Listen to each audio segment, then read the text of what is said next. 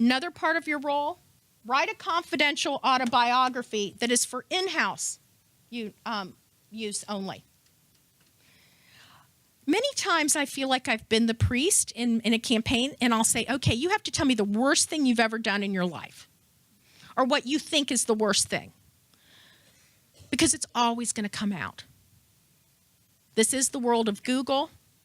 This is the world of 24/7 news coverage. And it may not be a big thing. I may know how to inoculate you from being attacked on this issue, but you need to get those skeletons out in the open.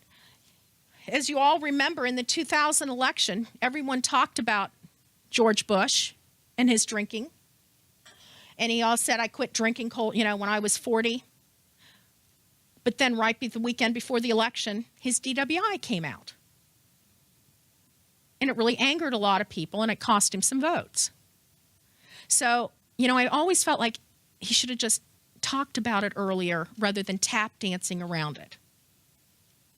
But some of the issues, I once had a candidate, he said, I'm going to be attacked because I homeschool my kids. And this was a long time ago. This is before people were really homeschooling on a much greater basis like they do today.